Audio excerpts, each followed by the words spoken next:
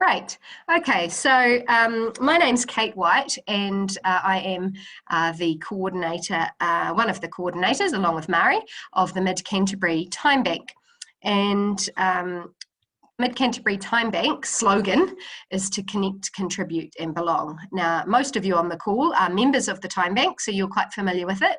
But for those who aren't, I just want to explain a little bit about the Time Bank. So we have something called a Time Bank that people join, and then there is a website where people can put their offers and their requests on the website, and they can, oh, Mari, can you see those people wanting to enter?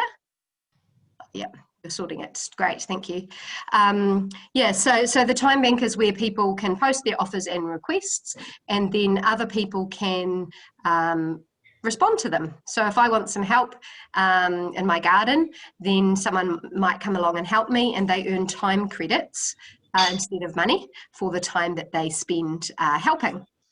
So that's just in short what a Time Bank is about. It's about exchanging skills, helping each other out, and you earn and spend time credits instead of money. What the Time Bank does, apart from help people get their gardens sorted and other things they want to get done, is it actually really helps us with our mental health. So the Mental Health Foundation of New Zealand has put out these 5 ways to wellbeing. And these are, you can see on the screen in front of you.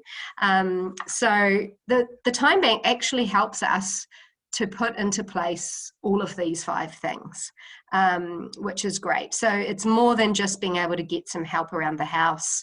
It actually helps us to be well. And so, yeah, so we're going to explore each of these things briefly. And then I'm going to hand over to Marion, who's going to talk more about what she's been learning about wellness and happiness. So, so the first one here is connect. And the word connect is actually in our Time Bank slogan: connect, contribute and belong. And connecting with other people is really important for our mental well-being. To talk and listen, to be there for others, and to feel that connection. Be active. Move your mood, enjoy what you do, and do what you can. Take notice, to remember the simple things that give you joy. To keep learning, to embrace new experiences, see opportunities, and to give. And of course, the Time Banking's a lot about giving, helping others. Let's have a look at give to start with. So here's some examples of people in the Time Bank who are giving.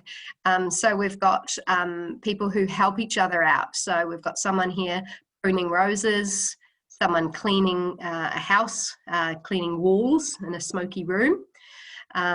This lady has been nuggeting shoes. Actually, they're my shoes, so I could nugget my own shoes, but I don't get round to that kind of thing. So she's doing it for me, and I'm very grateful. It saves me a job. At the same time, I'm chatting and catching up with this person, and she's feeling useful, helping someone else out, which is a really nice feeling. That feeling of being valued and being useful. Peter here is cleaning out a spouting of an older member of our Time Bank.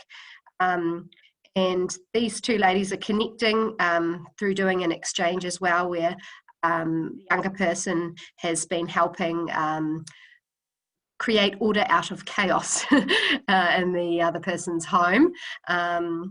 And this picture here is just of some goodies that during lockdown were dropped off to one of our members who had a baby. So during lockdown, one of our members had a baby. Lots of members who didn't even know this mother, didn't know this woman, dropped off flowers, baking, meals and other treats for her. So it just shows that people really do like to give, and it makes us feel good to give.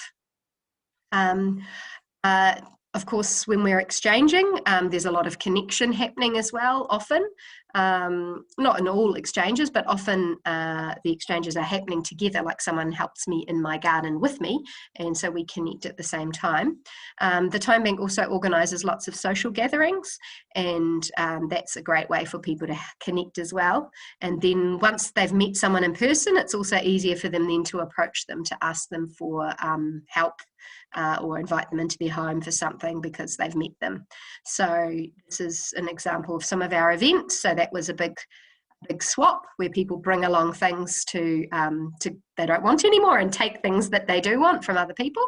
This was a camp that we held out at the forest. This was during lockdown. We had a Zoom quiz night.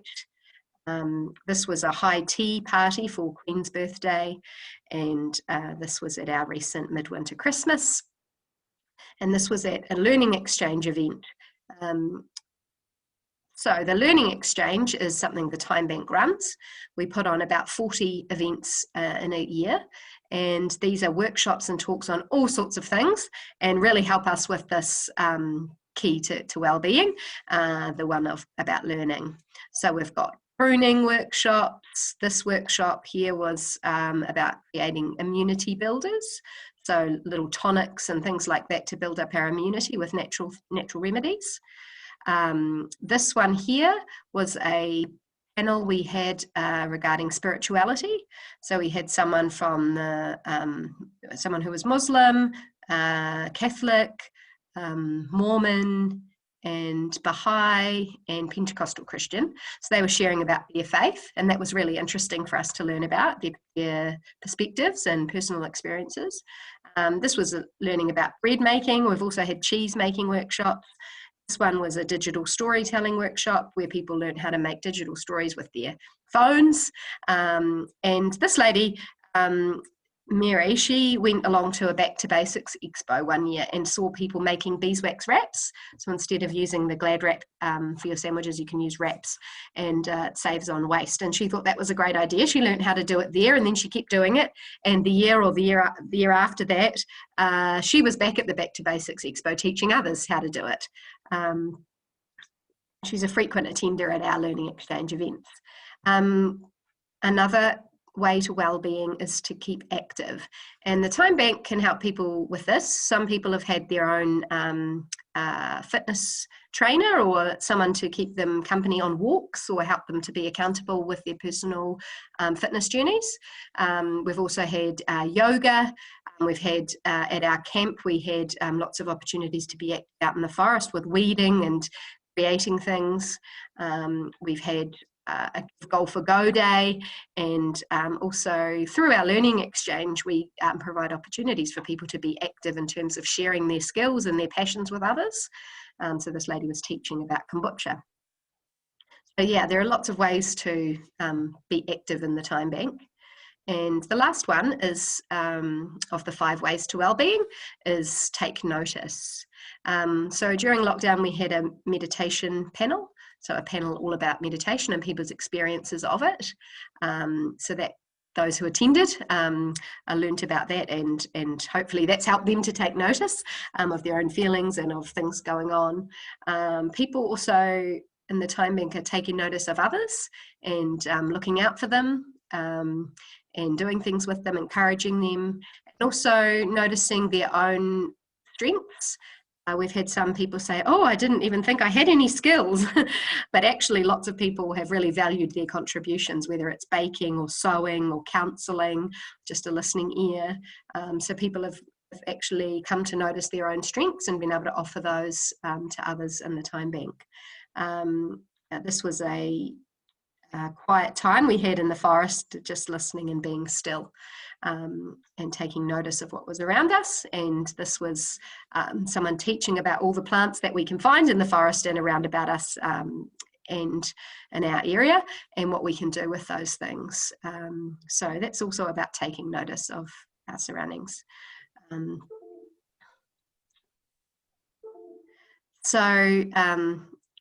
Hopefully that made sense. So the 5 ways to wellbeing, I really like them, and I love that our Time Bank is able to support people in putting those into practice in their daily lives. And yeah, and it's been helpful for me too. If I'm feeling not great myself, I think about those 5 ways to wellbeing and think, oh, what could I do to get myself out of this not feeling so great? I should contact someone, connect with someone else. I should go for a walk in nature, because that's something that's good for me. So yeah, I find them really helpful, and hopefully that's explained a bit about how the Time Bank can help people, put those into practice. So that's it from me. If you have any questions, feel free to pop them in the chat and we can address them at the end, but you might like to put them in there before you forget. And welcome to the call, now that I can see you, the people who joined later. I'm going to pass it over to Marion now, and you're going to share a bit about a course you've been on, Marion, and what you've been learning and what you found helpful. And I just remind people that if you would like to just see Marion, you can click speaker view at the top right corner. If you don't want her on big screen, you want to see everybody, then you just keep it on the view that you might have it on now. You can just change that at the top right. Cool. Take it away, Marion. Hello, I'm Marion. I sort of suggested this because I looked at this like free online course, and afterwards I thought, that's awesome, I should share some of that. So there's this course through Coursera, and it's Laura Santos from Yale University, and it's free. You only have to pay if you want the certificate, which I don't have. But I learnt lots of interesting things. So one of the first things they did was sort of, there's a couple of measurements of happiness and 2 ways they can do it. And you can go online and find these things so you can sort of test your own happiness. And the other part was interesting, was 50% of your happiness is kind of genetically set. 10% depends on your life experiences, things that have happened. And they've got quite a lot of, all through the course, it's kind of backed up with science evidence-based research to follow things. So the part that they were looking at mainly was the 40% that was changeable. And that's partly to do with your actions and your thoughts. So, you know, you can't change your biology or most of your life experiences, but you can make a significant difference to that 40%. So, and just before you go on, I just thought maybe it's helpful if I can put something in the chat. What if people do want to go online to do the test you referred to? Is there something, a link or a name of it? If you looked up the Coursera and Laura Santos, I'm sure you'd be able to find it's called Science of Wellbeing. And is it Santos, S-A-N-T-O-S? Yes. Thanks. And there's the measurements studies is PERMA, I can't remember how it breaks down, which is a capital P-E-R-M-A, and authentic happiness. And they're like free, you can sort of rate yourself. They'll give you questionnaires to rate yourself on how you do this. And then they have another one, which is called your signature strengths. And it's about looking at all of your attributes, and then it sort of scales them. And the first 4, they'll call your signature strengths. And it becomes relevant because part of that happiness is to do with you using those signature strengths, because you kind of feel a bit more fulfilled if you're using these things that matter to you. And surprise, surprise, one of mine was learning new things. So that kind of fits for me, because I do that. And then right down near the bottom was something about following things through to the end. I thought, oh dear. But never mind. And then they went on to misconceptions, and that was about our social perception of things that will make us happy. she discussed miswanting. And it could be, you know, if I only won lotto, I'd have all this money and then I'd be happy. Well, it turns out, even with the studies of, there was studies of people who got HIV, and the studies of people who won lotto, and what you expect to be hugely fantastic is not actually that fantastic that your expectation is. And the reverse is true. You're not as devastated a time after when something really hideous happens as well. We overestimate both sides of it, which that was quite interesting. But things like having lots of money, having lots of stuff, finding true love, having a perfect body, actually is miswanting, she says. After you found your true love, your set point after 2 years is about the same as it was prior to finding your true love. So, and the same thing with people who've had cosmetic surgery and things like that. They're actually not really that much happier. It's, and with money, there is a sort of a point, and this was an American study, and it sort of evened out at about 75,000. Well, there's a lot of people who earn less than that, you know, probably do get slightly better as you get to there. But after that, your happiness doesn't really increase significantly. So it is kind of interesting. It's not all about money and stuff. And so this is kind of about society perception of what we think will make us happy. And then they talked about why they don't a little bit. And part of it, one of the things like in our brain is that we get used to things. There's a scientific name, something or other, which means that you just sort of get used to it. You get your new pay rise, and then you get used to it. And you actually feel like you want more. It's the same with so many things. So you have your sort of set point, or you're comparing up. Those people who have just on 50,000 are going, gosh, if I only had 70,000, then I'd be happy. But those with 70,000 are going, gosh, if I just had 90,000, then I'd be happy. And it just carries on like that. It turns out it's not actually that great. So we get used to stuff, and we're always comparing up, and we get focused on one thing that would make it great, or one thing that would be devastating, where actually our life is not about one thing. If that one thing happened, we still have a whole lot of other stuff around it that doesn't make that experience that bad or that good. Sort of generalizes it down a bit. And then there's this misconception they call the G.I. Joe fallacy. In the olden days, my time, G.I. Joe was a character in army fatigues, and at the end of it, they would say, now that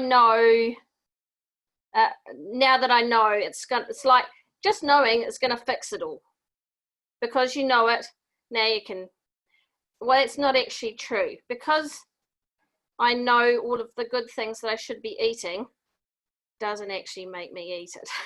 Because I know exercise is really good for me, and I actually enjoy it, doesn't always make me exercise.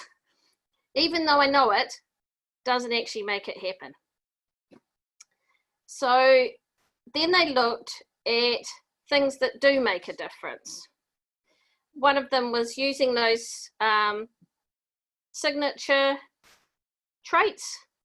If you can use your top signature strengths in different ways, often, it can increase your chance for sort of flow and bliss type moments where you've got the optimal sort of learning and challenge balance, which feels really good. So that's partly about the happiness. So that could be part of what you choose to do is a career or employment.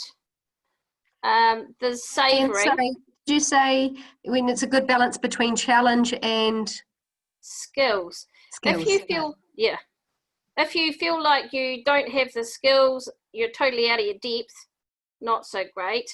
If there's no challenge, it's not so great. It's just trying to get the right sort of balance. So a lot of the things that were helping this happiness counteracts those mental biases we have. So savouring was one of the things. So when you're eating something you really want, or if you see the sunrise and you really think about that moment and take it in really deeply, you're counteracting some of that in your brain that is only looking for the bad stuff, because we have a bit of a tendency to do that. If we notice the really good stuff, it becomes more of a habit, and we see and we become more tuned to all of the good stuff. So is that a bit like that that taking notice, when they talk about taking notice, the Mental Health Foundation? I guess that's a little bit about that, taking in those small details even of life. That's right. And really savouring them, taking notice of the good things. Yes, sometimes for me it's often in nature, and I go, wow, the mountains look just awesome today. Or sometimes in the winter the sky is just so blue, and then I like watching swallows and things like that, and you think, wow, they just look like amazing. It's just little things, and you think, that's just awesome. Sometimes we're expecting massive big things, and we really need to notice the small things sometimes. Gratitude was kind of links with savouring as well, and that's kind of noticing the good things and appreciating what we've got, and that's to kind of counteract some of that focus we have of getting used to things. If we change that to feeling grateful and noticing the things we actually have, we can counteract some of that. It was interesting with the time banking about social connection, because they did studies on that. They had studies of people going on a bus trip, and they asked them to talk to a stranger and things, and they rated how uncomfortable they'd be about it, and whether they'd feel good or bad and everything. And they estimated themselves beforehand and after, and they thought they'd be pretty uncomfortable with talking to a stranger on the bus and things. But what actually turned out is they actually, both of them, the person who was talked to and the stranger, actually felt a lot better. And it was, small moments. Like, it doesn't have to be someone you know well or a friend. It could be that random stranger on the bus, or it could be the person at the supermarket and things like that. Even the small things made a difference. And there was a study where they gave someone, they did it with $5 and $20, and said you can spend it on yourself, or you can spend it on somebody else, but it has to be done by the end of the day. And they found that actually the testing of their happiness, they actually felt happier when they had given it to somebody else instead of spending it on themselves. So some kind of really interesting, awesome things. And it wasn't, you didn't increase that hugely from $5 to $20. So it wasn't really so much about the amount. It was that you're doing something for somebody else actually makes you feel better. So I can see some pretty strong links to time banking through that. It's quite relevant. Meditation was another one. Mindfulness. I think that's partly about focusing on blocking out some of the thoughts and stuff you have, because we have a bit of a tendency, I know I do, to have negative thoughts flushing around and too much going on in my head sometimes. Actually, it's better just to spend some time to focus on what your body's feeling and just focus on like your breathing. So yeah, mindfulness had shown significant benefits as towards well-being and happiness. There was things about time rich. Instead of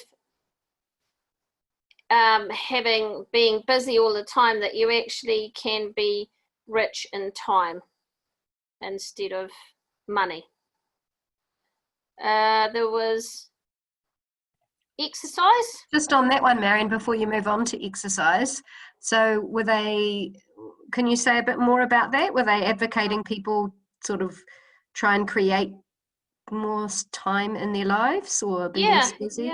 Yeah, it is about sort of prioritizing things that are more important, and and not stuffing too much in your life. That it's actually okay to breathe and take it a bit easier. Life doesn't have to be a race. And the other part with the time rich, maybe linked, is instead of the purchasing stuff, it was purchasing experiences instead of stuff. And that kind of links to that bias we have of getting used to things. Whereas you might buy something and become used to it, experiences, you can have an awesome time, but it's a once-er and then it's gone. No time for your brain to go, oh, I'm a bit bored with that now. That experiences can make a difference rather than buying stuff. Exercise, I think probably everybody knows that's a good thing.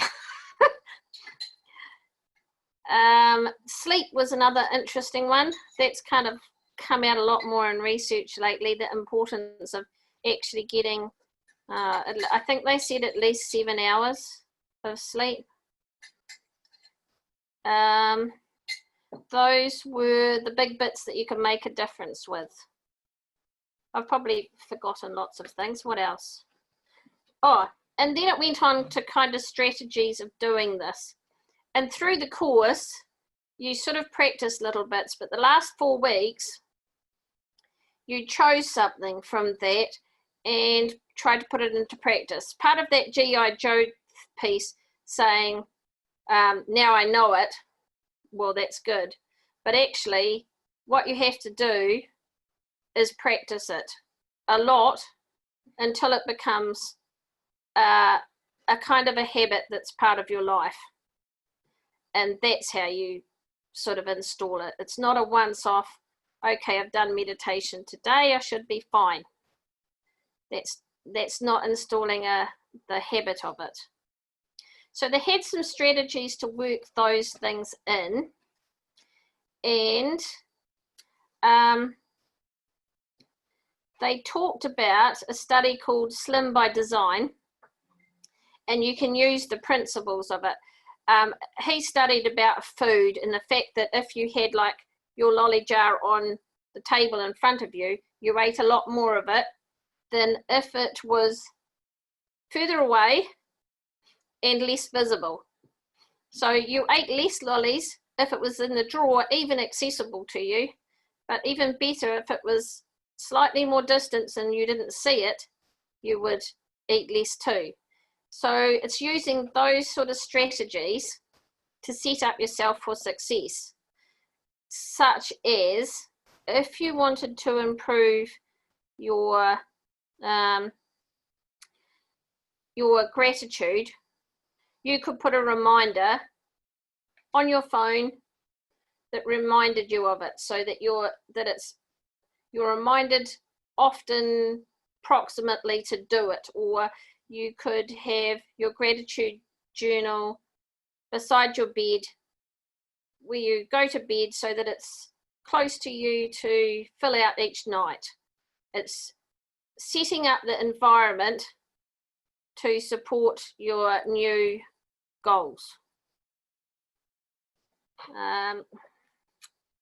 So yes, setting up the environment for the goal. It's about making it really precise about how you'll do it, where you'll do it, when you'll do it, how long you'll do it.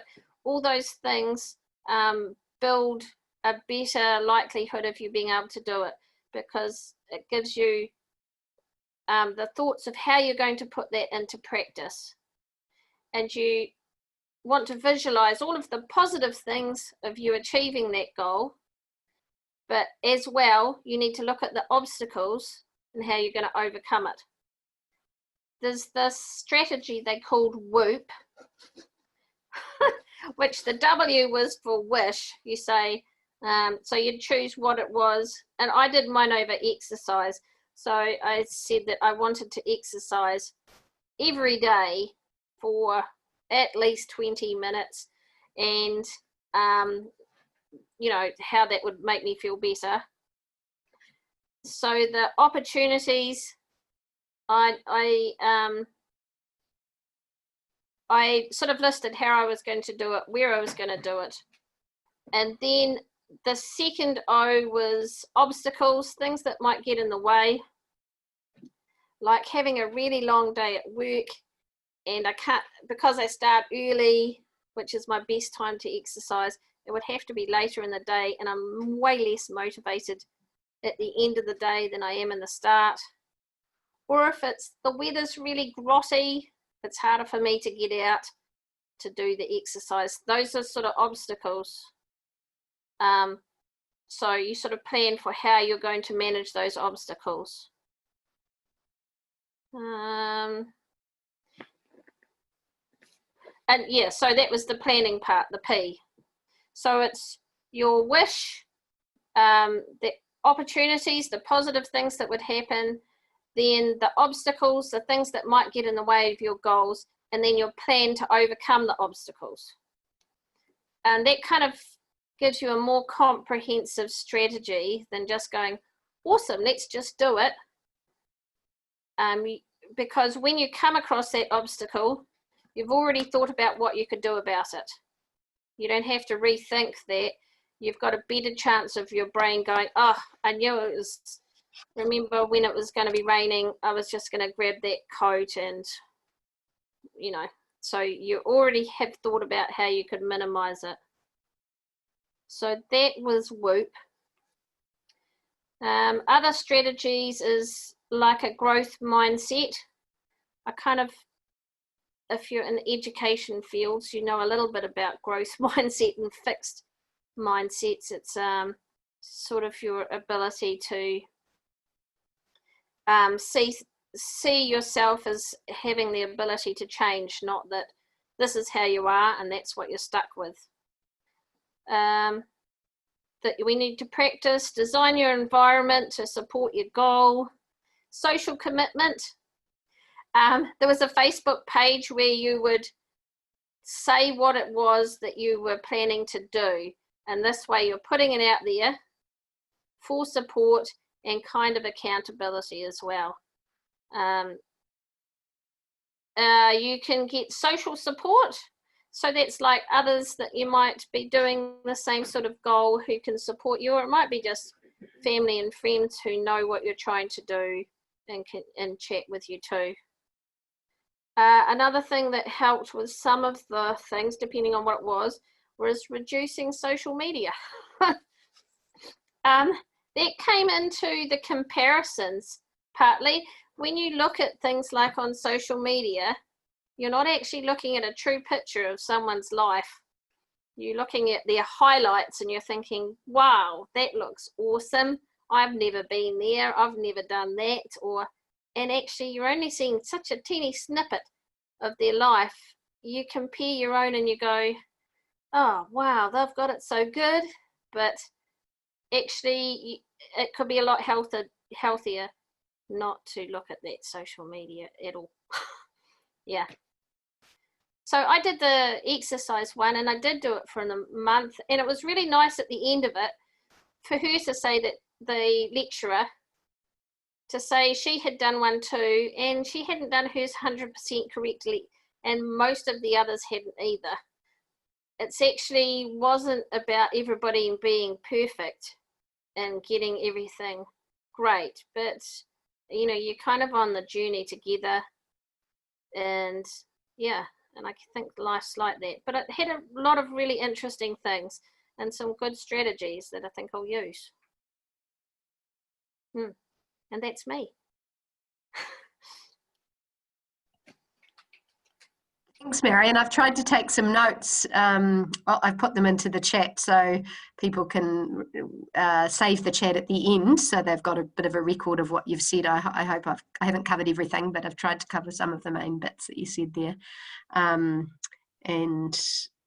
that's great. Did anybody have any questions for Marion at this point?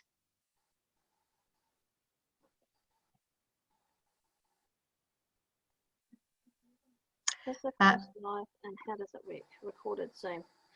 I've done a few courses with them, and I really like them. I think you can kind of join in anytime you like.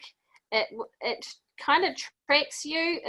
It gives you an idea of where you're at. It'll say you've got an hour and a half left on week 1, and it will remind you. And it just does little quiz pieces through it to tick you off and on to the next one. And even now, because I couldn't remember, I could go back and revise it. Yeah, I thought that was really cool. So it's not really live, but there's a Facebook page you can connect to others with. So yeah, I really enjoyed them. So was it like wee videos you watched, or something you read, or? Yeah, it was a mix. There was lots of little video clips. There was a little bit of reading, but not that much. She had some people she interviewed. They had a few graphs and things about the studies that connected to everything. I quite like the science-based stuff that's backed up by not just someone's personal opinion.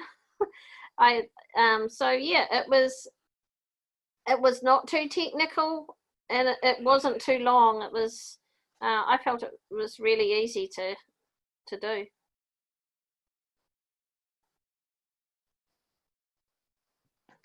Thanks for that question. And so just checking, it was a course with Laura Santos, Science of Wellbeing. Is that what people Google to find the course? Or was it run by? If Corsu, CORSERA, which is the organisation that runs it, and they have. Sorry, say that again. Coursera, COURSERA,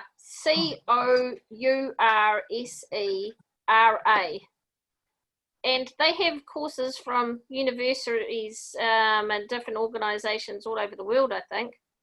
But this one was Laura Santos from Yale University, called Science of Wellbeing. Yeah.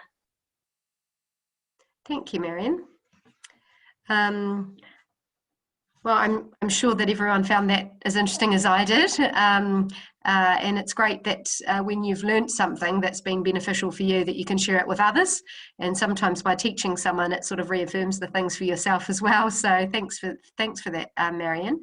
And that's yeah, I think there's some good practical things in there that we can do that you've mentioned.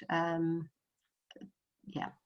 Great, and it sounds like it's probably a good idea for everyone to find out what their, what did you call those, signature strengths were, and work on those if they're the things that actually make a difference to our happiness sort of longer term.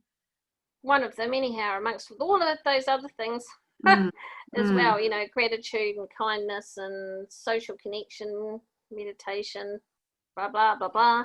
But yeah. Good. Thank you. Okay, well, let's move on to Frith if there are no other questions. And if there are, we can bring them up at the end. Thanks for joining us today, Frith. And I think there's a bit of background noise when you, like we can hear some other noise when you unmute. I'm not sure what that is.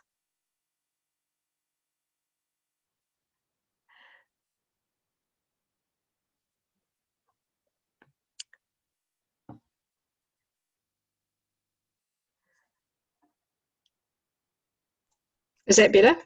Yes, much better. Sorry, there was a television going in the background. All right. Sorry to Carmen if she's had to turn that off. I probably should have taken it up to the bedroom, so it's. I apologise, Carmen. Yeah. Yeah. We're looking forward to hearing from your experience and whatever you've got to share with us tonight. Thanks, Frith. Neat. Firstly, thanks, Marion. That was really neat, and it's good to know that there's those courses online that anybody can do. It's free, and it's creating that knowledge and awareness of emotional intelligence and how we can move forward and become better people. I think that's how I see it, as be a better me. And I think that's quite exciting, because the more better me's we've got, the better we get on, and the community becomes nicer to live in. And that's where time bank comes in. So we all tend to get along as much as possible, no matter our opinions and what happens in life. And thank you, Kate and Mari, for starting this and creating it and getting the time bank sorted. It's a super exciting space, time bank, and I wish I had one up here, but I've originally lived in Ashburton for 14 years, which is where I knew Kate, Christine, and so that's sort of how they know me. So anyway, a bit of a background for myself. I've got a diploma in sport and fitness, a diploma in ambulance practice. Spent 10 years working on the ambulance. I'm an ex-army medic, spent 6 years as an army medic, and I've done an adult apprenticeship in horticulture. So creating all of those backgrounds has really developed a passion, I think, on how to live better, how to be better, how to reduce my impact on the environment, on me, on the people around me, and nature. And that's so that there. Now, I also, during that time, just before I left Ashburton, there was a real space of what I call academic arrogance, actually. And I was halfway through completing a degree in natural medicine. And my theory was that the more knowledge I knew, the better I was. And it was really, there was a whole heap of stuff happening in my life at the time. But this is what I felt like I'd been taught, but knowledge makes you more respected and creates an environment around yourself that people appreciate, I guess. I'm looking back at that now as academic arrogance. So I don't believe that academia creates that knowledge. I believe it's a passion and how you feel around what you know. So as a good example is Rudyard Kipling, the insect guy. He has no degree. He's got no academic background at all, yet he's one of New Zealand's most respected entomologists, insect people. And everybody loves him because he's a character, because he's got amazing knowledge and he's passionate about what he does. that's how I see health and well-being, is about creating the knowledge for yourself that makes you feel well, and wants you to move, or encourages yourself to move forward and ask questions.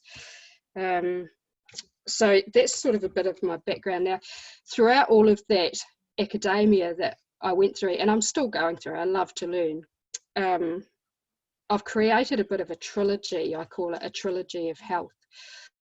And I've recognised that with my quite advanced experience in diet and nutrition and exercise, diet and exercise is probably less than 30% of the entire package. So I sort of say diet 20%, exercise 20%. If you can get those two right, you're doing okay. However, the mental and spiritual health is the most significant part of health and well-being, and which is what Marion's been talking about now. I think if we can create a space where we feel safe, we feel loved, we feel well, then diet and exercise it flows, it happens. Now with mental and spiritual health, I don't see spiritual health as, it's not a religion for me, it's not a denomination. Spiritual health is about knowing yourself. It's about believing in yourself and believing in a purpose around you, and how to create that purpose to encourage change and to encourage knowledge. So for me, that's what spiritual is. Mental health is the practical, the physical movement of that. So it's how we create the tools to encourage that spiritual health. And as Marion has just given us some really neat examples of, through gratitude, through journaling, and emotional intelligence. So a guy named David Goldman created this, or he coined this term called emotional intelligence. And emotional intelligence is about understanding our own behaviours and creating a path on how we can change that. Can everyone hear me okay? Yep, okay. Yes, you're loud and clear, Frith. It's great. Okay. Could you just mention the person's name again? I'll pop it in the chat. Yes, David Goldman. I think it's Goleman. Yeah, so he was around sort of the 80s and 90s, and he's written a couple of really neat books, heavy books, but they are really neat. And so this term, emotional intelligence, is sort of the path prior to Laura's process, and how she's created her courses, etc. So a lot of her information would have come from him, as a pioneer effectively in that environment. So where was I going with that? Yeah, so mental and spiritual health, Daniel Goldman. Now, I've written down some techniques and some information that I've learned in the past that have helped me. I've come from a background of never being enough, from a white middle class family, and no real purpose. The purpose from my family was to work hard, earn as much money as we can, and that's what success was. And I now don't believe that is the way for me, and that's come from a huge, I guess, what Brene Brown calls it, a spiritual awakening. Some people call it mental breakdowns. So that's effectively where what I've come through is my value and appreciation of what success is completely changed. And that was after a 10-day Vipassana silent retreat. That significant changes from there, which I find exciting, and I'm very grateful to be able to talk about now. But at the time it hurt, and emotional pain hurts more than physical pain sometimes. And that's knowing that spiritual health and understanding the tools, which Marion has spoken about tonight, it gives us purpose through that emotional pain, and knowing that it's okay. It's going to pass, and life gets better, and we've just got to create that purpose around that. So some of the techniques that I've explored and created for myself when that emotional pain hits. Some people call it depression, some people call it, give it a diagnosis, whatever you want to give it. Then I call it emotional pain because it's what it is. For me, that's how it feels. It is an emotional pain. So this is I've sort of developed a bit of an order. For me, oxygen is really important. Without a good supply of quality oxygen, we become acidic, we create inflammation in our bodies, and that encourages a cascade of ill health and ongoing chronic illness.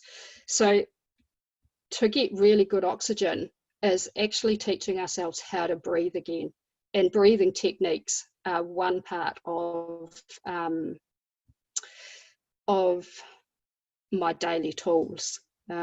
So a couple of the breathing techniques I use, one was initially called Buteyko, and that was a breathing technique, Buteyko, Kate, Buteyko. That breathing technique, it's quite an ongoing course, so it's about 6 weeks, but it teaches us how to breathe through our nose again, and many of us don't breathe through our nose, and especially when we're sleeping. So that one is quite significant. Breathing through your nose is really important, and many modalities like yoga, meditation, all of those spiritual techniques, they do teach how to breathe through your nose in different methods. Buteyko was quite significant for my partner, who had quite severe asthma when she was a child. She had 3 near fatal attacks as a kid, and now after doing the Buteyko course, it effectively changed her life. It significantly reduced her inhaler use, and an unintended consequence was the sympathetic response, meaning that she didn't fly off the handle as much as she used to. And when you don't have oxygen, when your body's starving of, or your cells are starving of oxygen, that's what happened. Your sympathetic response, or your fight and flight, you just feel angry and upset and uptight all the time. So that's a really good way to help that is Buteyko. Another method I use now is a method called Wim Hof, and this is quite significant. Both of these techniques are significantly researched. Wim Hof is now, he's a crazy Dutchman. He's created this course based on cold therapy, cold techniques, mindfulness, and meditation. And I'm finding amazing results for that. I find if I do Wim Hof every day, my emotional health is pretty stable. That's a pretty significant tool in my toolbox, is Wim Hof. So what does that look like for you, Frith, if you do Wim Hof every day? What would that entail, if you don't mind? So Wim Hof every day is I have a cold shower. So I have a warm shower, and then it's finished off with a cold shower. And that's a minimum of once a day. And the cold shower is normally under 16 degrees. I try and keep it under 16 degrees. The breathing technique with Wim is normally between 10 and 15 minutes, or between 10 and 20 minutes of 3-4 cycles of almost a hyperventilation type breathing, and then an extended breath pause.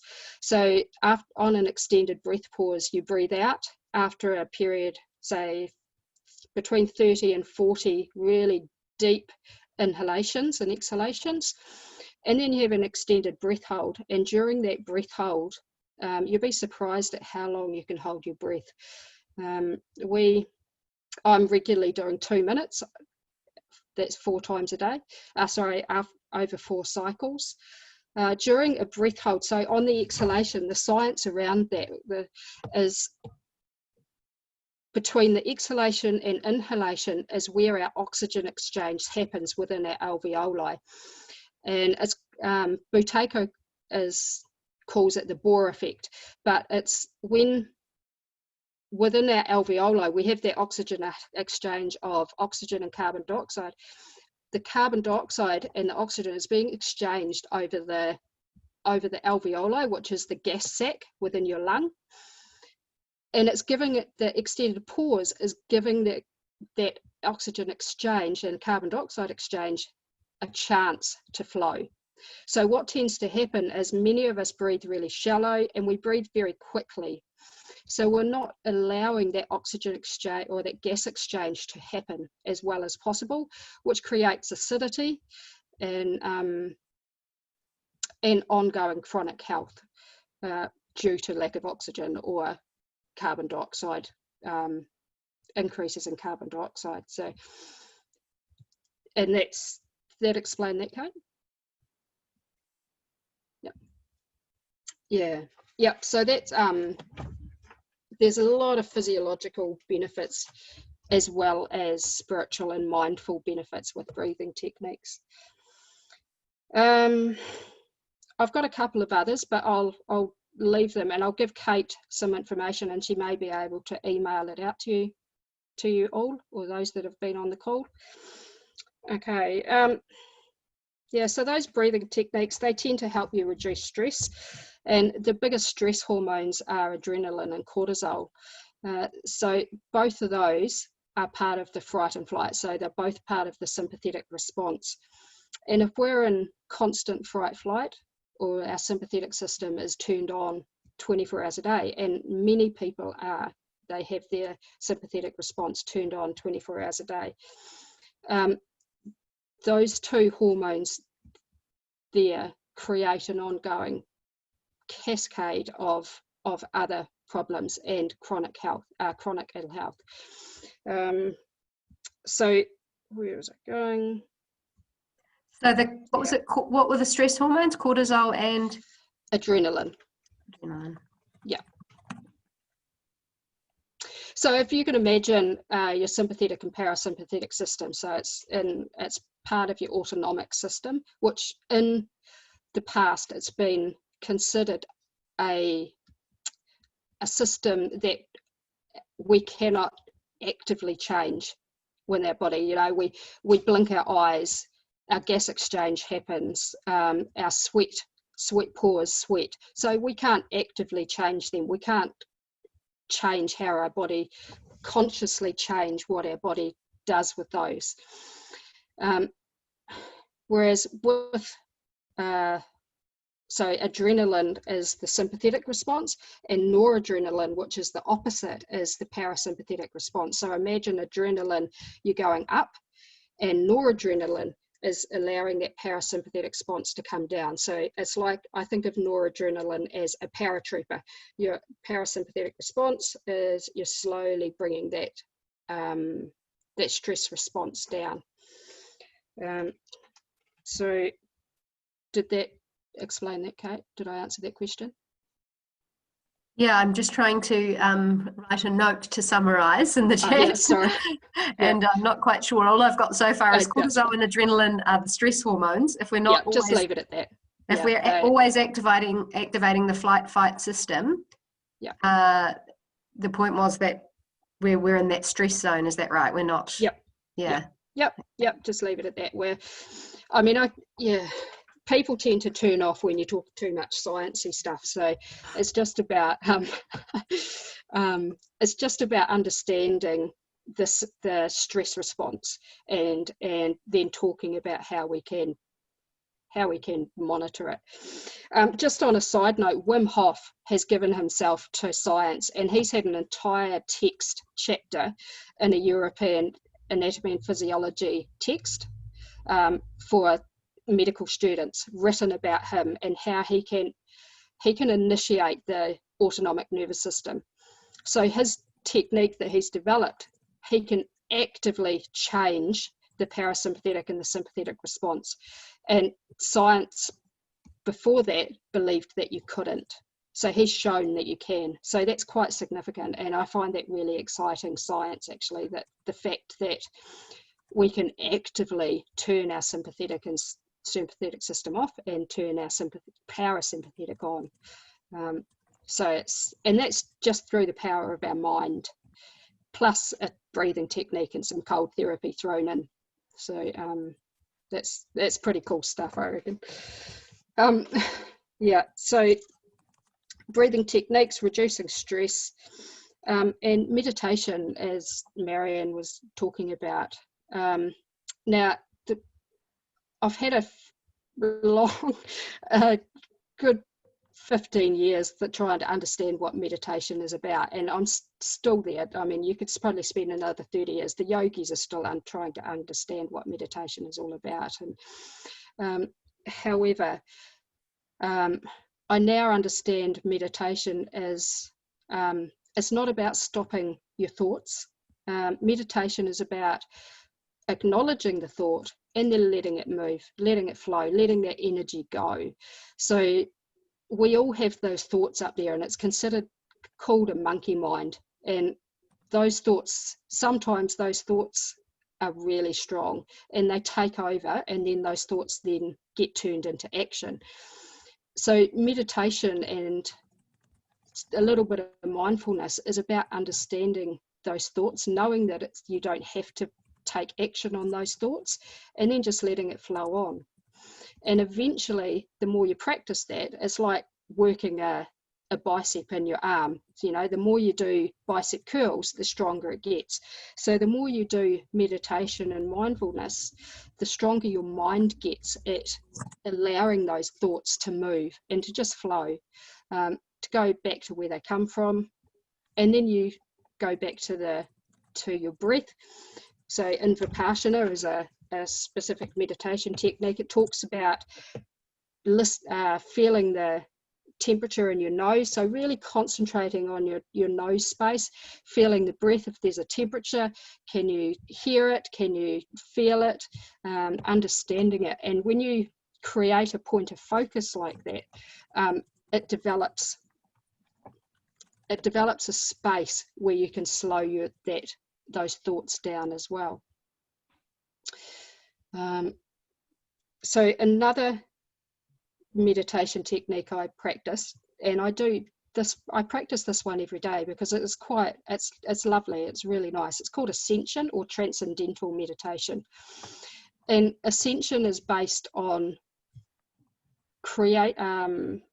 mindfulness, but using mantras. And the mantras, most of the mantras or the sayings, it's just like little statements that you say, they're really nice. They say things like, thank life for, or thank sunshine for my life, or compassion, or, you know, all of those really nice gratitude inducing thoughts and feelings. So that's Ascension. And when you have a busy brain, sometimes changing what the thoughts are into a mantra or into a nice affirmation is a lot easier than just concentrating on a focal point like your nose and listening to your breath or feeling your breath. So sometimes I find Ascension I can use every day if depending on how I'm feeling. If I'm talking to somebody and I disagree with what they're saying, I've trained my brain, created that muscle to say compassion. And the compassion is one, it's for me, but it's also for that other person that I'm talking with, because everybody has their own experiences, everybody has their own opinion, and creating that space to be able to listen to them rather than get angry and is a big thing for me because I'm very opinionated. Yeah. So Vipassana and Ascension, so they're two meditation techniques that I've trialed and are working really well for me. And so if you've got a smartphone, a couple of apps you can use are Headspace and another one called Calm. I find Wim Hof has an app as well. and I use those every day. I use Wim Hof every day. Okay, so let's move on. So tapping and EFT. Some people may have heard about tapping or emotional freedom technique, depending on who you're talking to and what it's called. There's a lot of research going on at Monash University over in Australia around tapping, and they're recorded people tapping. So they're doing tapping on specific acupressure points throughout your body, and at the same time creating an affirmation or talking about what the problem is, or why you're feeling what you're feeling, how you're feeling, things like that. They're getting people tapping and putting them through MRIs at the same time. And what they're CAT scan.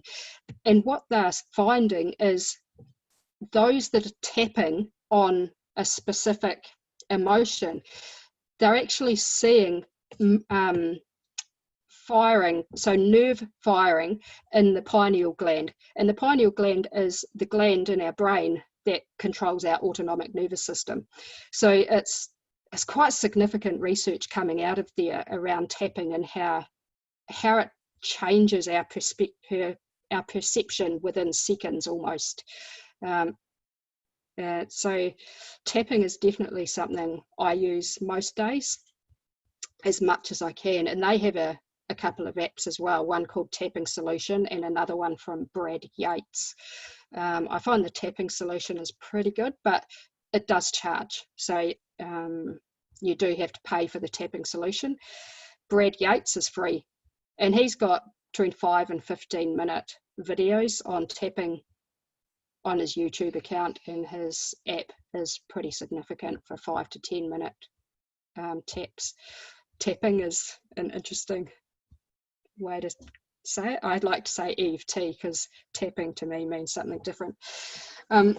So did you get that, Kate? Yeah. Yes, and there's also a question just about the Yes. before we got on to tapping, talking about the Ascension meditation. Are the mantras fixed, or can you say whatever might help you? Oh yeah. So they have with Ascension, so you go through, they have 5 2-day courses, I think it is, 5 weekend courses, and over those courses they give you certain phrases, so you get 4 phrases per course. So one, I can say the first phrase you get is think a phrase word or a star word. So you create a word for yourself that means something to you, and that gives you the happy thoughts. So it makes you feel really good. And that word for me at the moment is sunshine.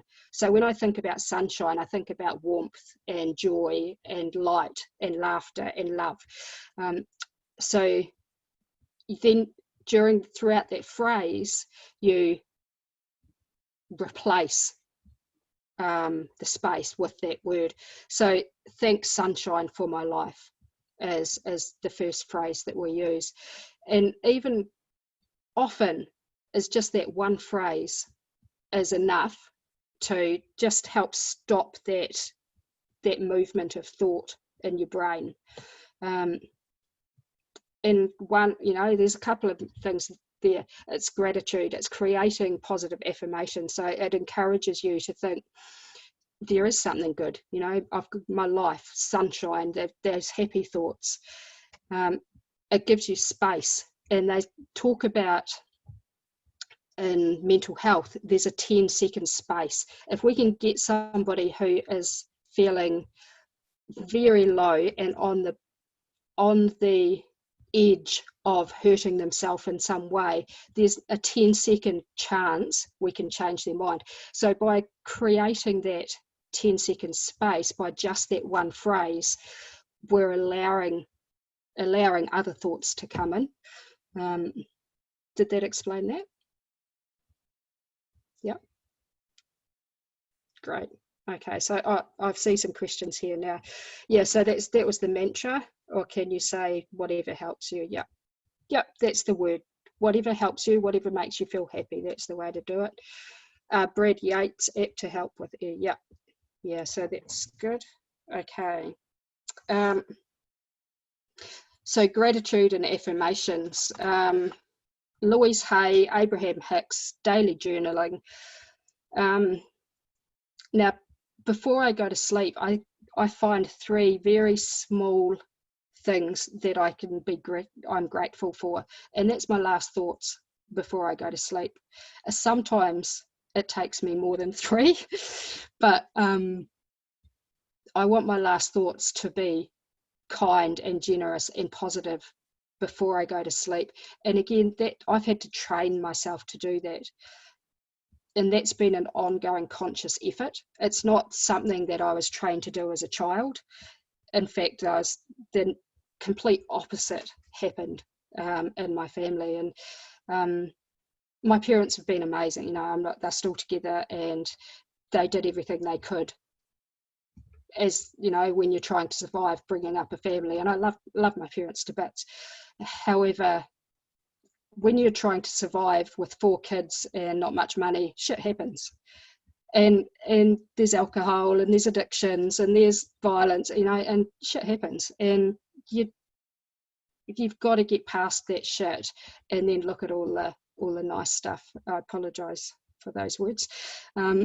It's the good stuff you've got to concentrate on, because bad stuff is always going to happen, and that's that simple. And it's how we approach the bad stuff is what gets us through life and makes us that better person, in my view.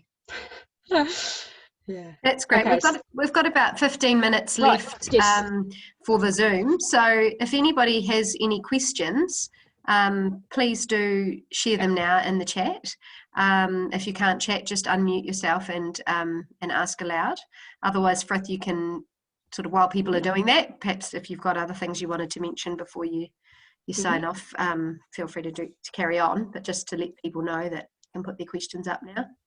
Okay. Has anybody got any questions? Do you want to voice? Yep.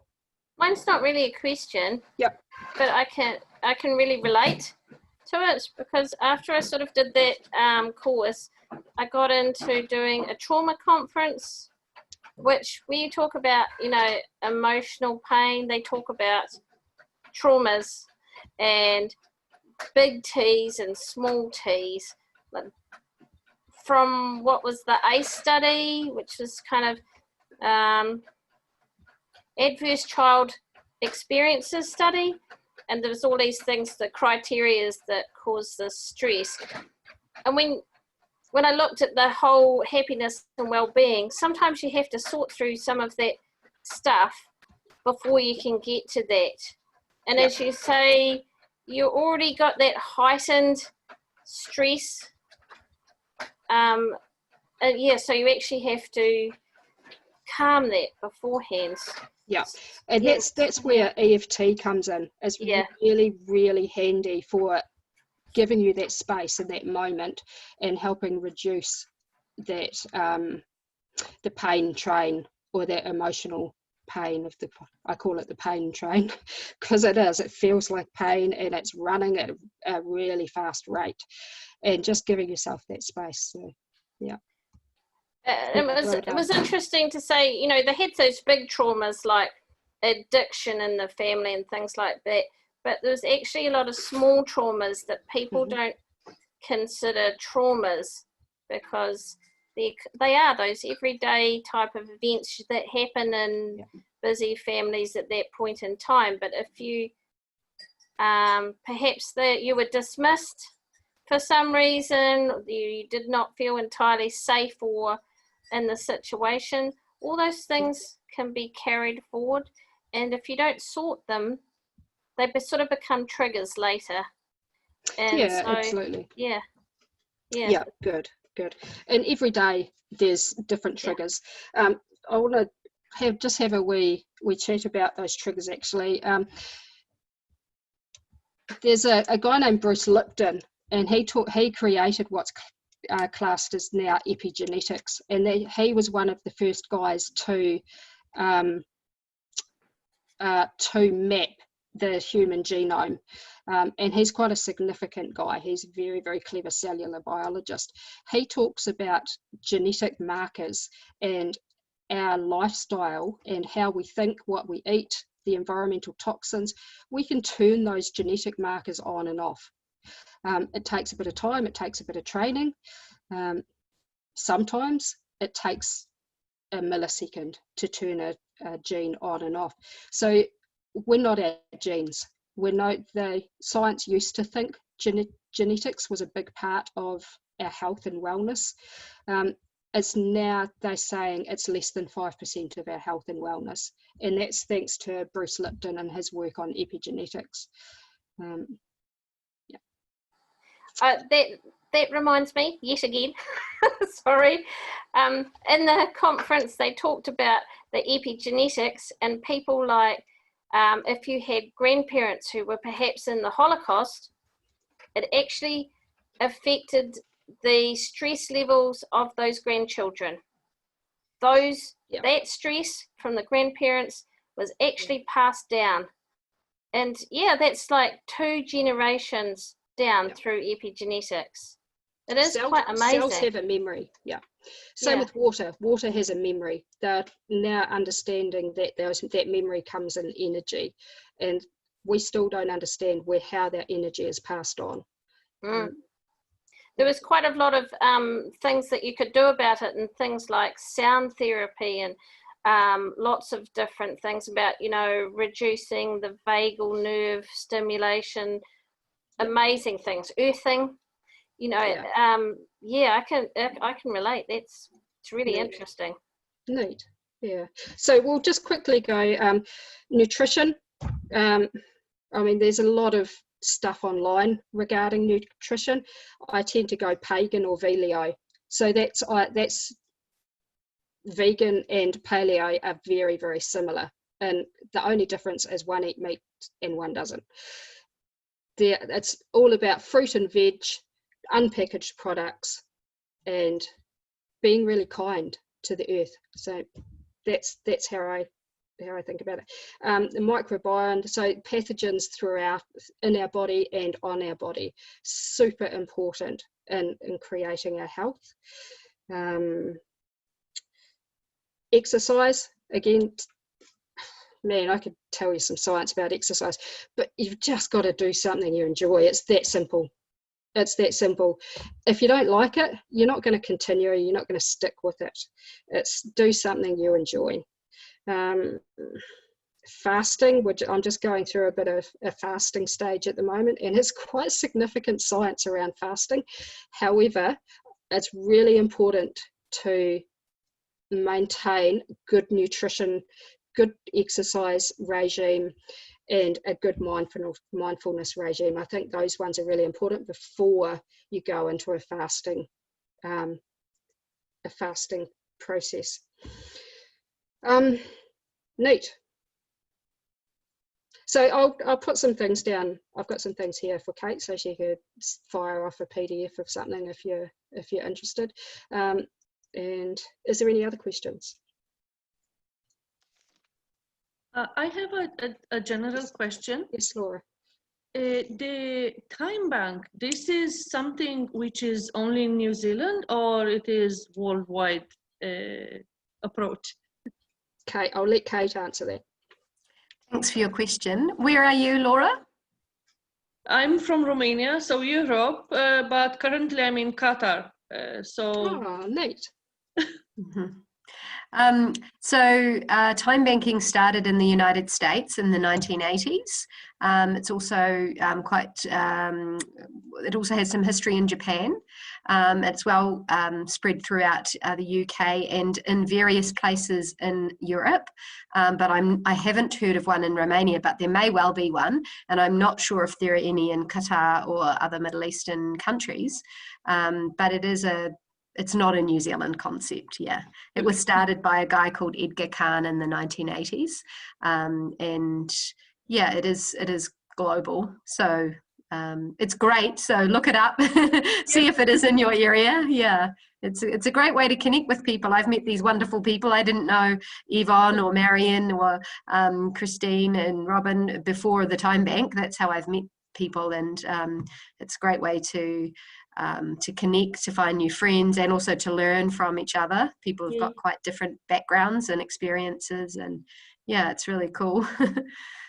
Thank you. Thank you. Can I ask too, I don't know Ina or Renee, could you let us know where you're calling in from today? So I don't think you're in Ashburton. Yeah, hi, this is Renee, and Kate, I met you when you had your talk on Jordan, actually. Yes. So that Are you the was one that's super living in cool. Japan?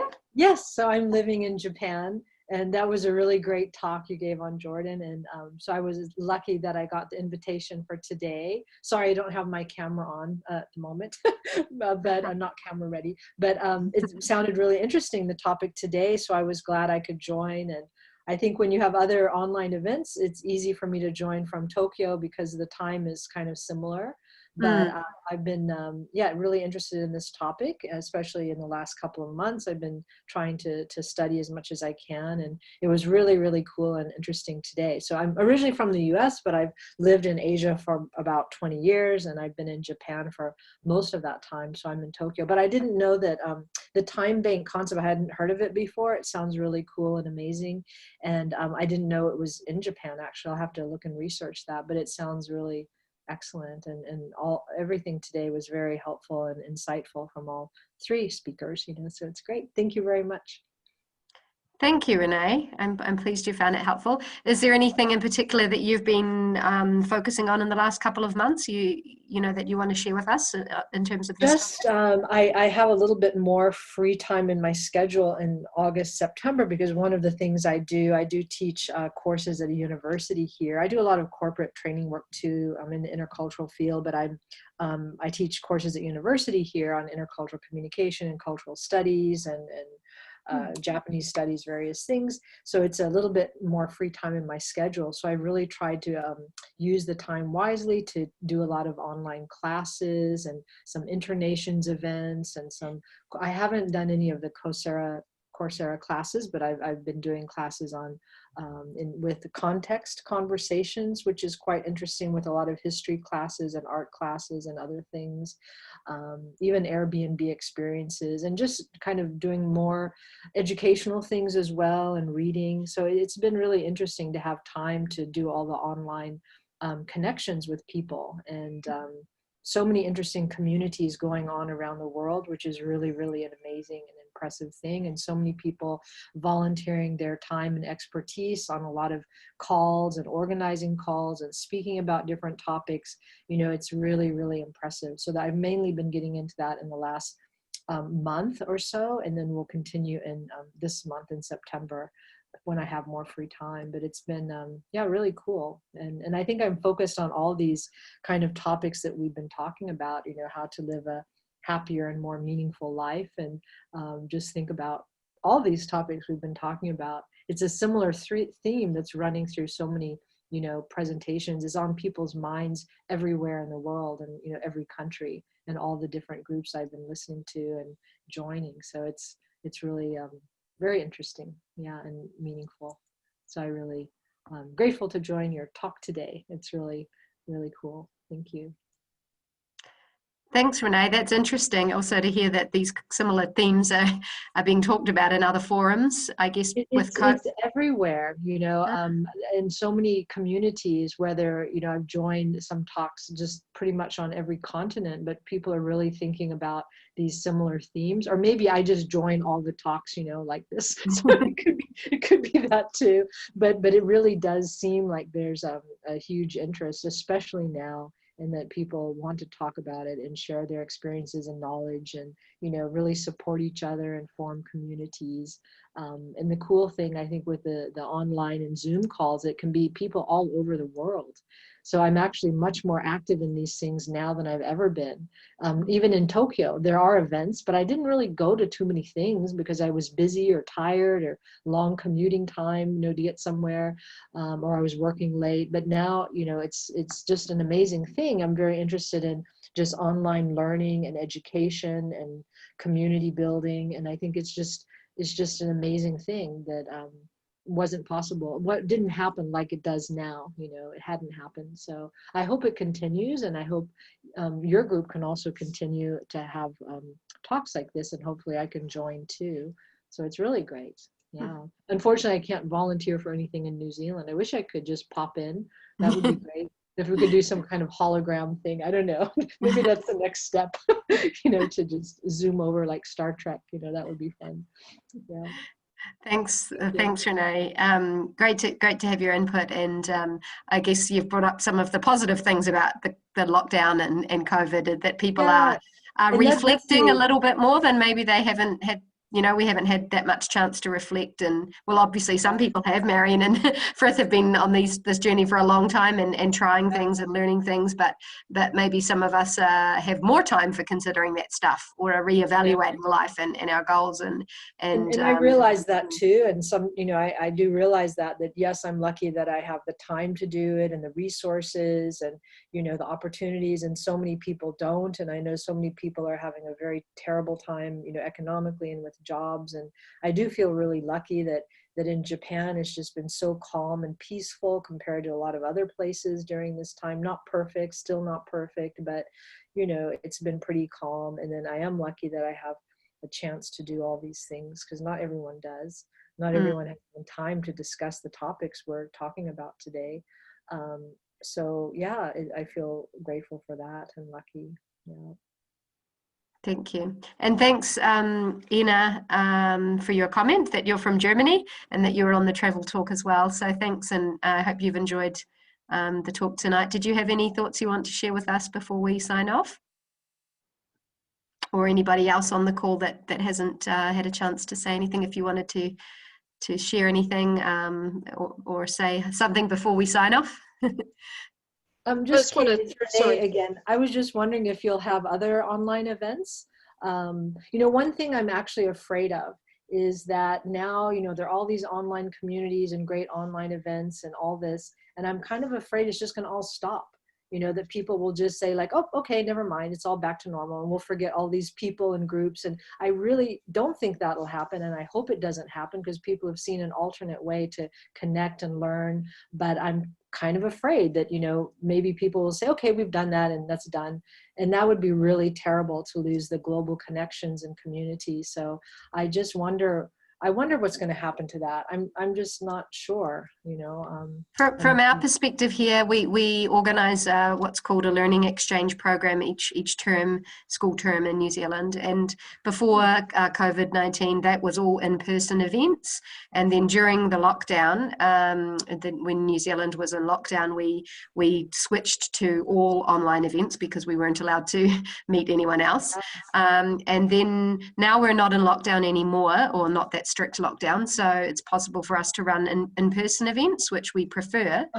But some things lend themselves to online, like panel discussions, for example. That's quite nice to have online, because you can get different people speaking, and they can join you from, they don't all have to be in the one place. And like tonight with Frith, who doesn't live where we are based, she lives quite a long way away, and a few hours, 5 or 6 hours drive from here, and it's great that she can join us for this. And likewise, I don't really know how international people found out about the Jordan talk in the first place, and then that's how you then found out about this one. But yeah, it was on Eventbrite, Kate. It was on Eventbrite, and that is how I found out about it, and that's why I joined. Okay, you just searched online events or something like that on Eventbrite. Okay. Yeah. And for me, it was Internations. I don't know how many of you know internations.org, but it's really cool. And so I've been a member for many years, but it's for international people all over the world, and they have lots of events. And so I just got smarter recently by realizing on my profile, I can actually click for global events, because I used to only click for like Japan events, but I got slightly smarter, and now I know I can click on global events, and it shows me everything that's happening. So there's a group in Germany that's like some travel group, and I just found out, okay, it's a good time. It's a German travel group, Internations group, and they're all online, and they have a talk on Jordan. Cool. And so I clicked on that on Internations, and the German travel group, like in Cologne. And then now I'm a member of that group. So they have different travel talks sometimes, like after yours, Kate. So I was doing a travel talk through Internations without realizing it. Yeah, it was promoted through Internations Germany, like in Cologne, Germany. Okay. And then that, if you clicked on that link, it did take you to Eventbrite. And then I had to register on that and all that. But I found out about it through Internations in Germany, this travel group. And they had another speaker, like I think later in the week, but it was very different. It was a talk on Finland, but it was almost like an ad from a travel agency. And I got really disappointed and I gave them like 3 stars or something. I gave you 5, of course. But that was, they usually invite speakers to talk about their real experiences, their real stories. Like yours was so excellent, you know, and amazing with real photos and experiences. So so then we wrote feedback to Internations, and, you know, people said, oh, Kate's session was so great and everything. So yeah, so that's how I found Kate, like through Internations in Germany from Tokyo, you know, which is cool. Yeah. Go, Kate. That's awesome. Okay, thank you. Now, you've just reminded me that I need to get all of your feedback from this evening, both those who've presented and those who've attended. So I've just put a link in the chat to the feedback form. So if you click on it now, you don't need to fill it out now, but if you click on it now, it'll open up and then you can fill it out when we just sign off in a second. And Ina is obviously part of Internations as well. She's popped that in the chat. So it's great how all these things can connect, you know, people can connect up. In New Zealand, we are just heading into spring, although we did have snow this morning, which was very bizarre. We had 20 degrees here on Sunday, and then now it's Tuesday and we woke up to snow, so it's really crazy weather here. But anyways, we're heading into nicer weather, and so I'm not sure whether we'll do any online events in the next few months, but we've decided that despite lockdowns or no lockdowns, we would like to do some online events, especially in the winter, which is this time of year. So sort of from May to August, we'll probably schedule more online events, but during the summer month, because people often don't want to go out when it's cold, and maybe it's easier for them just to jump online, whereas in the warmer months it's quite easy for people to get together. So that's our thinking anyway. We haven't got any planned online in the next month or two, but we are at the moment putting together our program for November and December. So stay tuned. We might end up. I have a question. Something. It's Renee again. What's the best way to get in touch with you? Is there an email on a website or something? And I don't know if there's anything I can help with any of your online events, but let me know. But okay. Thanks, Renee. I've put my email in the chat there. Oh, great. Thank you. And you can feel free to contact me there, and we can talk more. If you want to do something, run an online event for us. I have to think. Maybe I can. Okay, on your intercultural stuff that you're an expert in, by the sound of it, could be really interesting. Like, I've been just absorbing a lot of information, but it's probably a good time for me to start, you know, speaking about things too, because so many people are volunteering their time. But for the session today, of course, the topic was very interesting. That's one attraction, but also I was attracted by the fact that, you know, it's in New Zealand, because I really love New Zealand. Actually, I've been there twice, around the kind of area where you are, North Island and South Island. So I honestly, it makes me happy to hear like New Zealand accents and things, you know, think about the beautiful scenery and everything. So I do love New Zealand. It's really one of my favorite places, and not too hard to get to from Japan, right? So it's true.